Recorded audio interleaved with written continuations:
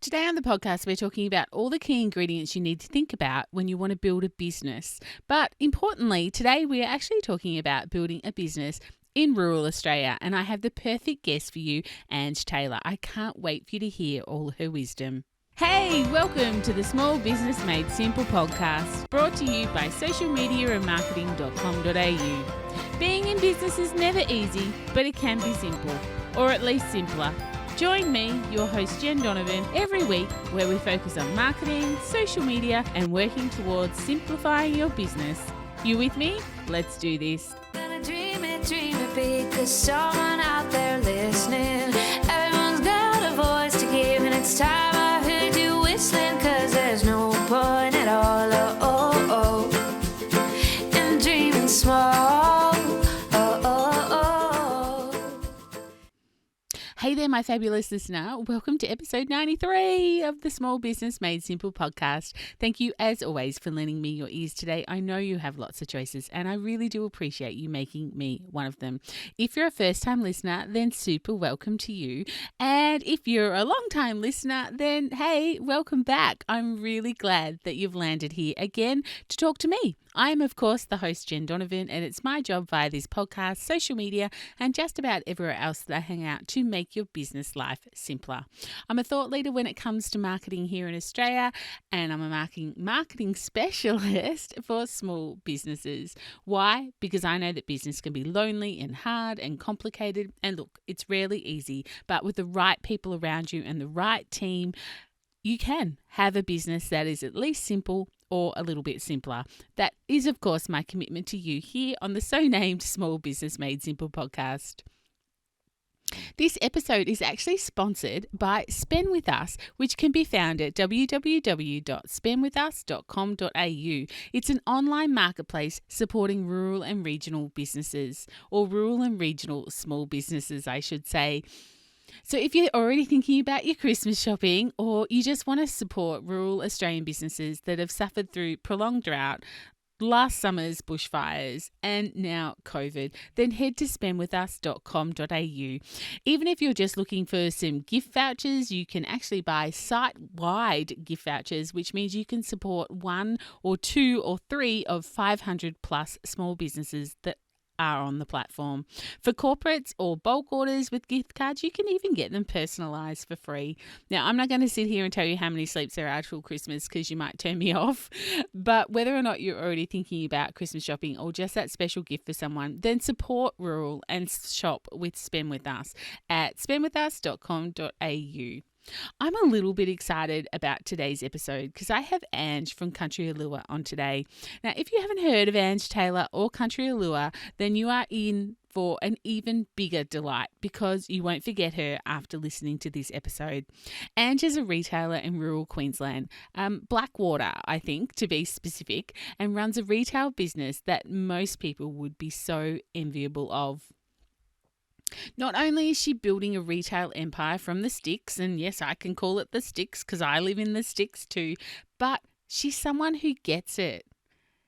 What's it? I guess you might ask. Well, it's business, and she gets business. She gets how to do business, she gets how to run business, and she gets how to build a business. Her quote that you'll hear her say somewhere on this episode towards the middle is, "There is enough sunshine for everybody." And this really just sums up her business philosophy all in one sentence. Ange and Country Allure are part of a movement that I created back in October 2019 called Buy From a Bush Business. It's a Facebook group, and as I'm recording this, it has over 280,000 members. Yup, 280,000 members. And that's how Ange and I met, and I've watched her posts and I've watched her journey a lot during the past year, and I'm super excited that she's going on the podcast today sharing some of her wisdom. I won't make you wait any longer. Here's Ange and her amazing story. And I'm really excited to have you on the podcast today because I think that you run an amazing retail business, but it has such a great story behind it as well. And that's why I wanted you to come on the podcast and share it with you, or with us, I should say. So for those of you on listening to the podcast who might not know who Ange Taylor is, could you give us a bit of a rundown of who you are and what you do? Absolutely. Firstly, thank you so much for having me on here. I think it's an absolute pleasure. I am Ange Taylor and the owner of Country Allure, which is a women's lifestyle brand based in central Queensland. So we specialise in cowhide leather bags, Western fashion, accessories, and dabble in decor. Beautiful. So how long have you been running Country Allure for? So I started Country Allure in February 2017, whilst also working full time as a bit of a hobby on my lounge room floor, which very quickly escalated. All good businesses start on lounging floors, I reckon. Absolutely. All good ideas come from a glass of wine. Oh my God. Yes, absolutely. Absolutely. Now, and your store, you do have a physical store in Blackwater, but your store is mainly online, isn't it? Yeah, absolutely. So we do have a physical store. We started that in 2019. Pretty much I outgrew my house. So I had to go find a premises outside of my house, and we found this beautiful, gorgeous little shop that we could work out of. And I thought, seeing people would be in there packing orders, why not have the doors open? So it made me get a bit creative. I got to decorate and make it look nice and pretty. But as for like online versus our in-store, Blackwater is a fairly small little town and probably makes up maybe 1 to 2% of our sales, and the bulk is online. Yeah. Yeah. Wow. Okay. So what made you do it? What made you go, like you said, that you had, this was a side hustle for a little while. Had you had retail experience, or what made you take that business building leap? Look, it was kind of really crazy looking back. I had zero retail experience. I think my only retail experience was working at McDonald's as a teenager, which I think is everyone's first retail job.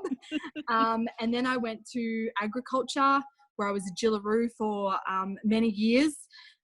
Then I went to mining. So I was in the mines for many years, and that's how I ended up in Blackwater. And then I guess I always wanted to work for myself. You know how like you always have that dream of running your own show, doing your own thing, being your own boss. But I never thought that I could do it, to be honest. Like I always had looked at other people, admired, you know, self-made people, had always gone, you know, I would love to do that, but never ever thought myself to be someone that could. And the opportunity arose that I was working on a 7-and-7 roster, and my partner was on a Monday to Friday. So I would spend, you know, my whole week off from Monday to Friday, bored endlessly with nothing to do. And, you know, that sort of when e-commerce was taking off, there was so many opportunities, and I started researching, started looking at different things. And then I started thinking, hang on, maybe I could do this, you know, like maybe I could have a crack and, you know, make something of myself per se. So I started researching different things that I could make. You know, like I designed a few t-shirts. I was always good at art. I loved drawing. I loved sketching. And one thing led to another, and it just felt natural to do something with cowhide, because I was, you know, like living in the bush. I loved the outback life. I adored cowhide bags. So that sort of led me on the path, and it just, I guess, organically kept going from there. Yeah. Okay. So for anyone who's listening who might have a full-time job and a side hustle, what would be your biggest piece of advice to, you know, perhaps make their side hustle their real hustle? For me, organization was the biggest thing. I was working 13.5-hour shifts, 7 days on, 7 days off, whilst also running the business. So I don't think I looked at my partner for 2 years. As much as he hated it, you know, like I really had to dedicate time in the beginning to build it, which was, you know, answering emails and messages at 10 o'clock at night when I still had to get up at 3:30 in the morning. You know, like I literally, it consumed my life for the first couple of years. And I think to be successful, you really need to have that bit of drive, that bit of grit, and that bit of, you know, and because I was so passionate and I wanted it so bad, it didn't seem as bad. Like, you know, looking back now, I'm like, wow, how did I do that? And so many people used to go, how are you still surviving? You know, like you've had 3 hours sleep for the last 10 days. And I'm like, I'm good, I'm great. You know, like a cup of coffee, we're sweet. And looking back now, I'm like, that is crazy. But without doing that, I don't think I would be anywhere near where I am now. So yeah, definitely my biggest piece of advice is just be committed, be organized. And if you want it bad enough, you will make it happen. Yeah. I think that passion is where it's got to start, because when the hard gets hard, it's the passion that will get you through. People who start Absolutely. businesses that aren't, they're not really passionate about. I think that's where a lot of Mm, people, and I don't think businesses fail so much as people burn out. So I think that's where the absolutely. burnout happens, because the passion goes away. So yeah, Yeah. absolutely Yeah. great piece of advice. Can I ask you about your online platform? Because well, first of all, I guess the question should be, how did you build your online platform, or what is it built on now? Is it something you've built yourselves, or are you on a like a platform like a Shopify or something like that? So our like e-commerce store is built through Shopify. So Yep. I absolutely love Shopify. I started originally with my business on a different platform called Wix, and it didn't have the same integrations. Like as we grew, it didn't have the right integrations. It wasn't as easy to use. There wasn't the, I guess, service side of things. So we looked at other platforms, and Shopify was the one that came up that integrated with everything, that had everything that we needed. It's user friendly. It comes with a heap of added extras like POS systems. So when we go to events and in our shop, it just made sense. And we've stayed with them for the last 3 years, and it's honestly been the best decision we made was to swap over. Yeah. Okay. Would you ever go to an open source, like a, one that's made specifically for yourselves? Like, do you find that you will outgrow Shopify? I think Shopify, I think we're going to find it really hard to outgrow Shopify, Yep. because they do have plans set up for different bandwidths to be able to, withhold the traffic, all that sort of stuff. We haven't had too many glitches so far, and we've had, up to a couple of thousand people on our website at one time.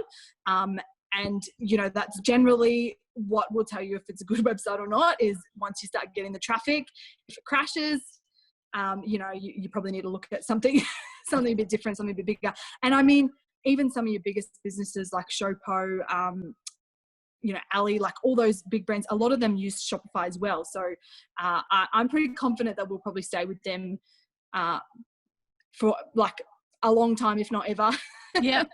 Yeah, because I think that is a decision. Like when people are going online, Shopify does make it so easy. Personally, I'm prepared to be convinced that Shopify is a great platform as opposed to an open source. But I think people do, get concerned, and there's so many options out there. So I think that's really good. Like even though perhaps Shopify isn't something that I necessarily would think is awesome, I'm not using it. So, it's awesome to Yeah. hear it, from someone who's using it well, but also using it in a bigger capacity. So I think that's Yeah. really interesting for my retail audience to hear from you. So thank you for being and so open and and each honest. platform has their benefits, and Yeah. it really depends on what you're doing. Like we have a ridiculous amount of SKUs. Like all of our products are one of a kind. People that have big volumes of one product, people that sell prints as opposed to physical products. Depending on what you're selling, different platforms are for different people. And I think for the e-commerce, like the large product-based businesses, Shopify definitely is one of the leaders, if not the leader. Yeah. So what are some tips that you can give some other business owners, even online retailers, some tips just to help them in their journey at the moment? Look, I think it's a hard one because it depends where you are in your journey. Like in the beginning, it was about the organization and like just not being able to see the end prize and just still having the grit to keep going, like the not give up bit. And then as we've gotten bigger, it's gotten more about still organization, but like there's financial stuff that comes into it. It's running to a budget, it's being able to forecast, do projections, manage staff. They're as we grow, there's different things and different aspects. But my biggest bit of advice would be just stick to your passion. Like if you are passionate about it And like I said, if you want it bad enough, you will make it happen.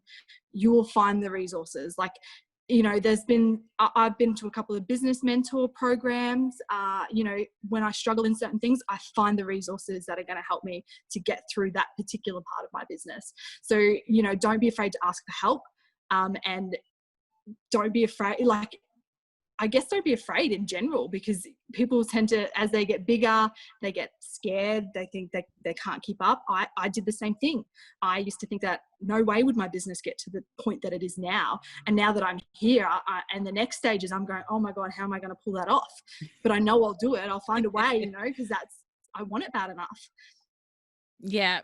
So I guess, yeah. So one of the things that I know that I've seen, so we know each other from my Facebook group, Buy From a Bush Business. And I did see a post in there a few weeks ago that I wanted to have a bit of a chat to you about today. But you did say something that was really important prior to pressing record, because I get to have those really cool conversations. Sorry, audience.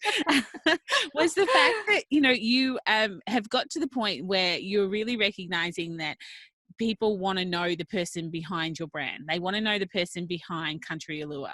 So you've started kind of like almost like a side brand to that. Yeah, absolutely.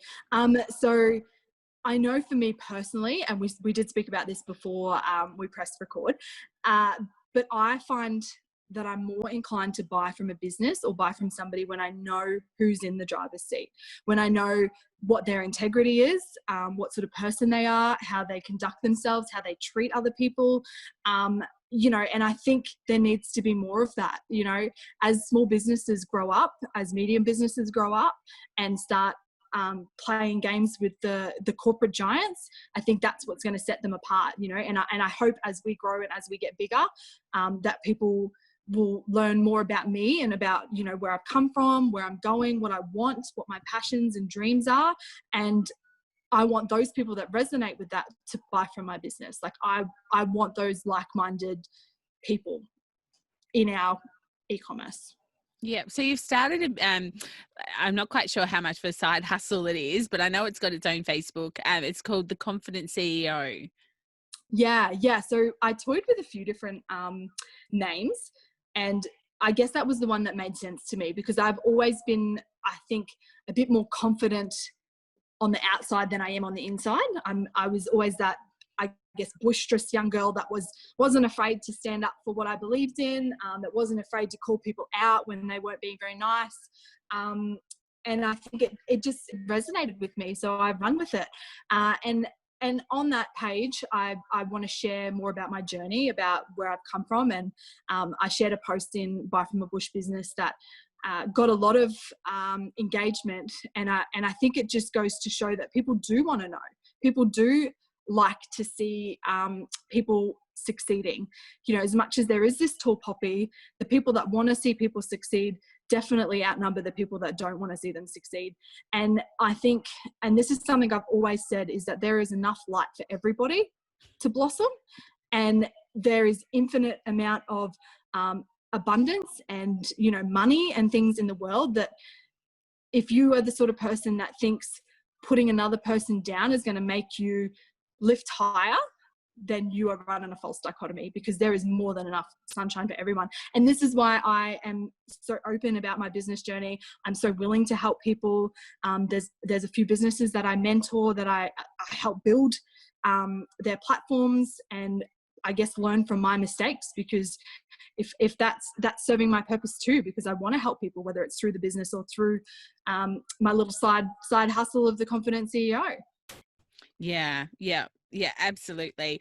And I love that there's enough sunshine for everyone. You know, I talk about in my business that, you know, there's enough marketing and social media people for every corner of every street in Australia. Like seriously, Absolutely, there are so much, but you know, it's still, and there is enough abundance for everyone. But yeah, I like the sunshine bit. So thank you. Yeah, you're welcome. You're welcome. A little bit of sunshine. It's something I wish more people could comprehend. Like, I think people don't really understand it as much as they should.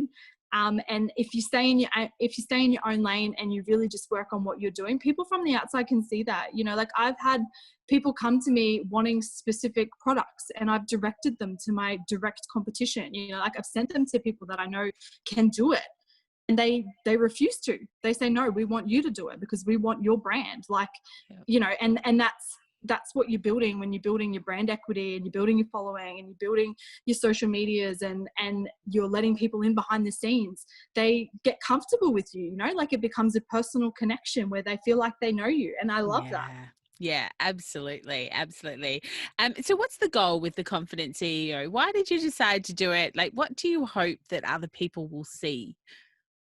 I really hope that I can inspire more women that were like me, who I guess didn't have the confidence or didn't have the upbringing. Confidence is probably a bad choice of words, being the confident CEO. But I mean, they didn't have the know-how, you know, like no one in my family was really that successful that I could go, you So know, kind of look like up a to. role model? Yeah. And I mean, as someone who as a little girl was very self-conscious, who, you know, cared so much about what other people thought of me, you know, like it destroyed my soul for so many years. And so many women are still like that, and it breaks my heart. Like it absolutely breaks my heart that people put so much value on other people's opinions in their own life. Like you literally get one life in a lifetime that you get to live. Like, why is there such a stigma about living it to your full potential? Like that's my aim, is to, I guess, bring more awareness to that and show people that you can absolutely crush it. You can chase your dreams. And that doesn't mean that it makes somebody else feel bad. Like, you know, people don't do it because they're scared it's going to overshadow someone that they know, or, you know, like someone won't like them because they're doing better than them. You know, like this whole, I guess, dichotomy that goes on in people's heads that's just crazy, you know, like, and I just want more women to get out there and chase their dreams and just crush it.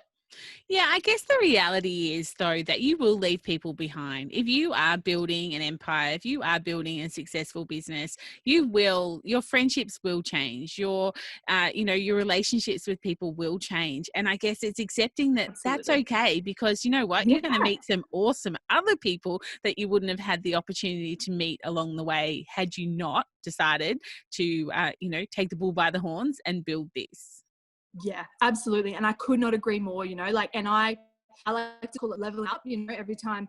And this is why I listen to podcasts and I listen to audiobooks and I read, and, you know, like I reach out to people that I look up to for advice, and I just like to pick people's brains about everything, because it's about leveling up. And the more, I guess, awareness and, I guess, even spiritual awareness and things around that you get about yourself and life and, you know, the future and things that can happen and the infinite amount of possibilities. I guess you do leave people behind, because people, if they're not growing at the rate that you're growing, you are going to outgrow them. And like you said, that's perfectly okay. And it's being able to accept that and understand that it's okay. It's not a fault of you. It's not a fault of them. It's just your paths do not go the same way anymore. Yeah, absolutely. There was one thing that we were chatting about off air, and that was you getting to the point within your business growth that you are looking now to work more on your business rather than in your business. You have some really key people inside your business that you feel that you can step away a little bit. How has that journey look for you? Was there a certain point where you've gone, yep, okay, so now I can see I have all my ducks in a row. It's time for me to step back and really grow this from working on it rather than in it? Or what did that look like? Yeah. So just on a whole, this is something people probably don't really understand very well. You can only get to a certain point of growth doing it all yourself.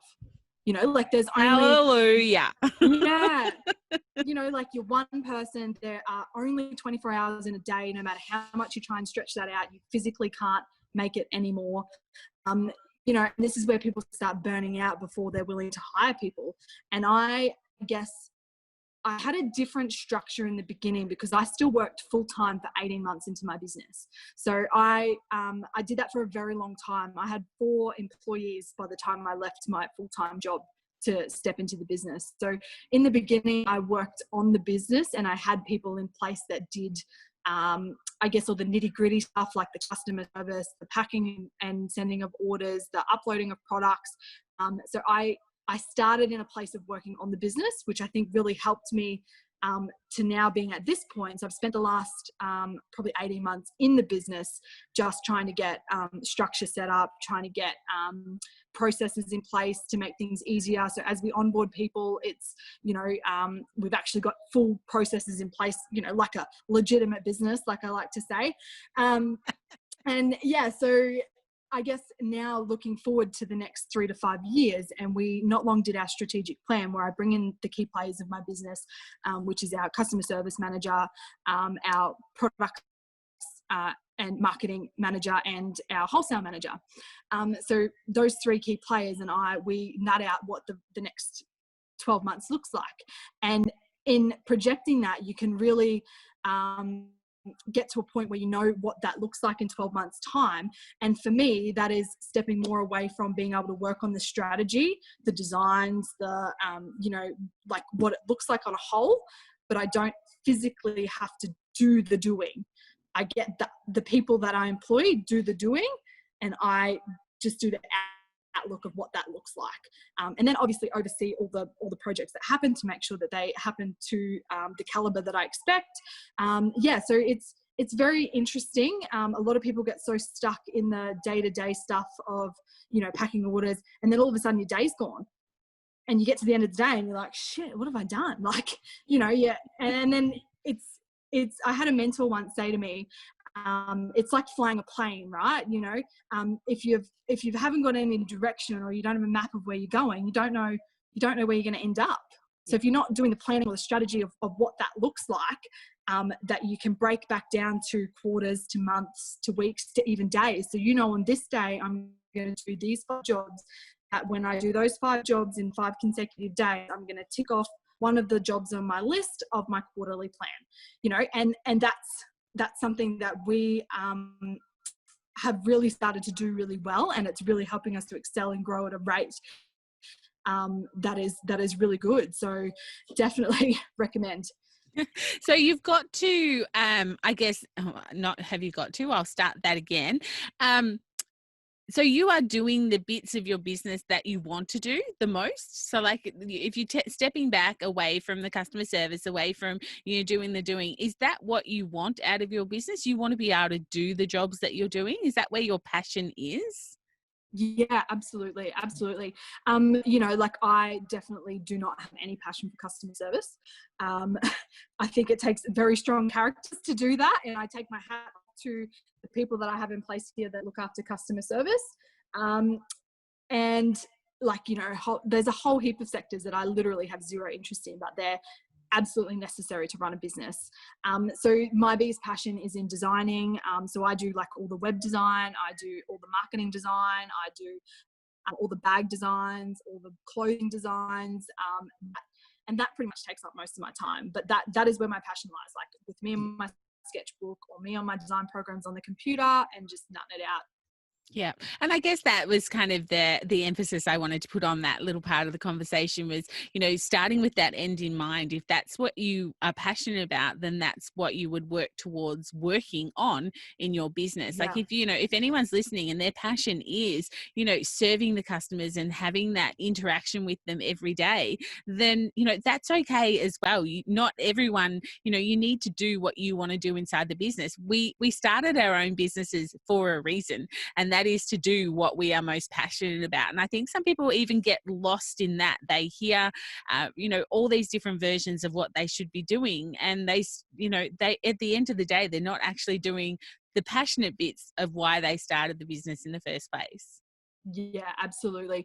And I think something that we did that really benefited the company on a whole is we sat down and we did personality profiles. So this is something a lot of people I think are blasé to and don't really put any attention on, but it's so important. So how you might have a conversation with someone and you're like, oh, I really don't like her, like your grains don't match, and you'll find that you and that person are 2 completely different personalities, right? So neither one are malice towards each other, like neither one are trying to be mean or trying to be nasty. It's just 2 different communication styles and 2 different personalities. So one thing we did in our company is we went through and we did personality profiles of all the employees. So we know then how to best position them in the company to bloom, so that they know well, not so that they know, so that they are doing jobs that they enjoy doing, right? Like, and a lot of people, depending on their personality, won't tell you what they like to do, or they won't tell you that they don't like it. They'll just keep doing it until they get to the point where they want to explode, or they lash out, or,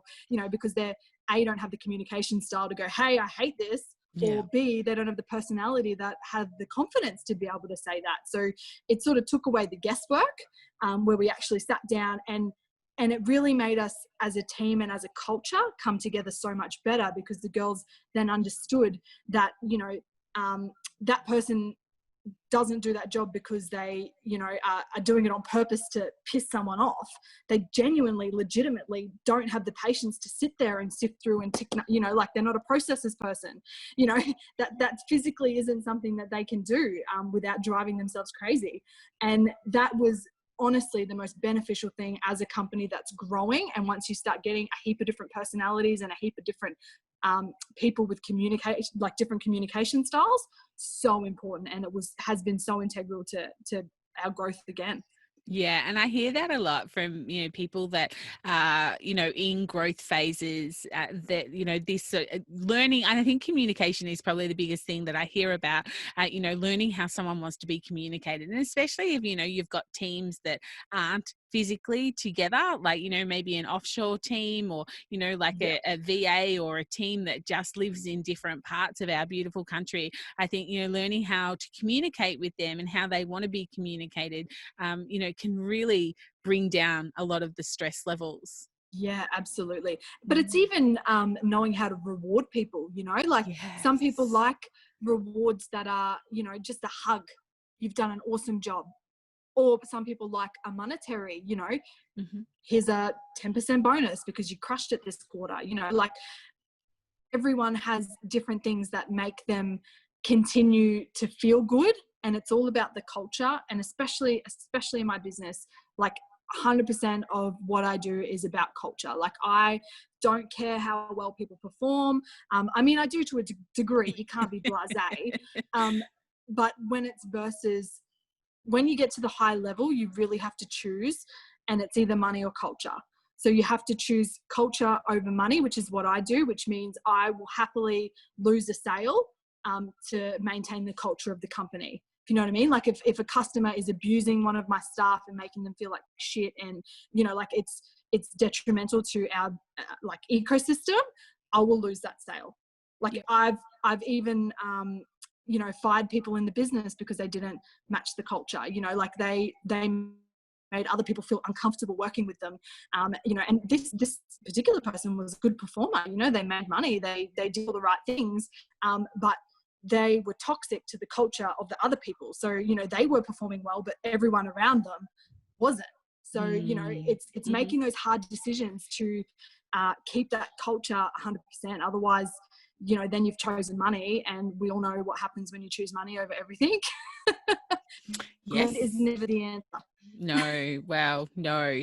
We often see those businesses on the news. But anyway. Absolutely. So the personality thing that you did, I'm sure that my audience has probably been listening to this and a little bit curious. Is that something you employed someone to come in and do for your office? Or did you just kind of get a template and go ahead and sort of implement it yourself? Or was it like a bit of a strategy session you had someone help you with? So the way we did it, and I did it this way because I had already done it in a mastermind sessions with a mentor group that I was a part of. So I had a pretty good idea of how to read them, you know, how it all worked and whatnot. But like, if you have literally zero idea about it, definitely I would bring someone in who is qualified and knows what they're talking about, because it's so easy to read it wrong, and then you're really not going to get any value out of it. So because I already had the knowledge, we just went online, and the one we did was called the DISC profile, DISC. Yeah. So, and it was very interesting because they say if you can get all 4 quadrants, so the DIS and the C, into the core of your business, that'll create very successful business because you're not really lacking on anything. And it was super interesting when we got myself and the 3 core players, and we were literally 1 in each quadrant.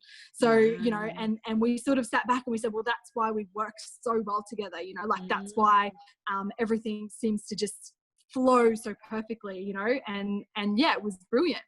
Yeah, beautiful. So you've had a fairly well, from the outside looking in, a quite a smooth journey to where you are. Perhaps there's been some bumps along the road, or I guess with most businesses there are. But is there anything you'd change if you had to do it all again? No, absolutely not. Like, I literally wouldn't change anything, because even the hiccups and even the things that have gone wrong have taught me so much more than I've lost.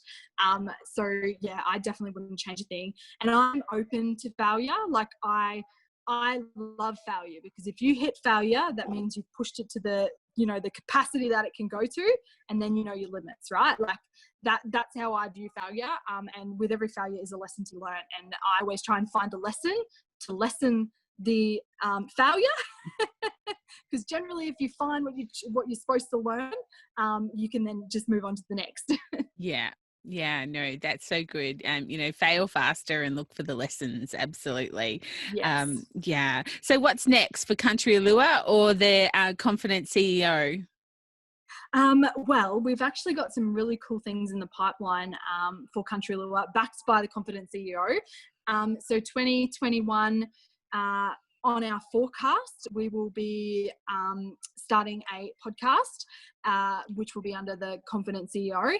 And we'll also be, hopefully, if we can pull it off, a magazine that goes with that. So we are wanting to really focus it towards building people up to, maybe sharing a lot of stories of hardship to prove that, these things can be overcome. People that maybe aren't in the best mindsets can see that there's light on the other side.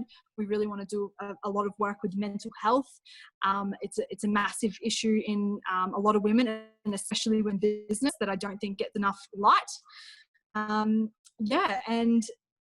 another little one with Country Allure, sort of this time next year, we'll be looking to release our men's range.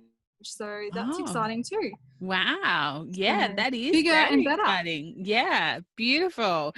Thank you so much, Ange, for sharing all your wisdom. I know it's been a very retail-focused podcast for anyone who's out there who's in a service-based business, but I know that there are just pieces of wisdom in here that we've had a chat about that relate to any business, service, retail, whatever business you're actually in. So I really am thankful that you've taken the time out today and had a bit of a chat with us.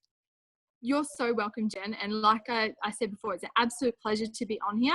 And to anyone listening, go out and crush your dreams, because the only one that's going to limit you is yourself. Just do it. Wow, what beautiful parting words, Ange. Thank you. Now, how can people get in contact? Where's the best place to look up who you are, what you do, and find all your beautiful things, including some pretty awesome boots, if I do say so myself? Oh, thank you. You can find us on both Facebook and Instagram under either Country Allure or myself, the _Confident CEO. And you can find us at www.countryallure.com. Beautiful. Thanks, Ange, so much for sharing with us today. All the best. Can't wait to see, all the things you have in the pipeline for 2021. See you later. Isn't Ange inspiring? Look, I absolutely think she is so inspiring, and I loved our chat, both online that you heard and also offline as well. It's one of the privileges of doing your own podcast is you get to chat to people even longer offline. The show notes have all her contact details for both Country Allure and the Confident CEO, and you can find them, of course, at the show notes, which live at socialmediaandmarketing.com.au/93. But that's all for episode 93. I'd love your thoughts. And if you've got questions, head into Like-Minded Business Owners, the Facebook group, and ask away. Or, of course, you can always send me a DM on Instagram. If you're not a member of the Like-Minded Business Owners community, then hey, why don't you go and join up? Just go to Facebook and search Like-Minded Business Owners. I'll, of course, be back next Thursday with another great episode to help you simplify your business in 2020. If you're enjoying this podcast, and hey, you've listened this far, so hopefully you have enjoyed it, please don't forget to hit that subscribe button and share this episode with another superstar business owner who's doing the daily grind and would really appreciate someone making their business life simpler. Or maybe you just loved Ange so much that you just want to share her story with other business owners as well. I really want to just have a bit of a shout out to Christine and Monique from Test Driving 50, who left me an amazing review in Apple Podcasts. It said, "Thanks, Jen, for these great podcasts. We are a pair of mature ladies who are having so much fun creating our brand on Instagram and learning how to build and connect an authentic tribe. We've learned a lot through your podcast and loved the one about Instagram with Stacey, so keep them coming. Big thanks, Christine and Monique from Test Driving 50. You can follow Christine and Monique over on Instagram at Test Driving 50. Anyway, that is all for episode 93. See you next week for episode 94. In the meantime, let's hang out and get social on social. But whatever you do, my small business peeps, remember, as my opening song says, there is no point in dreaming small. Say it proud, be true, and let us see you for the star that you are. No point in dreaming small.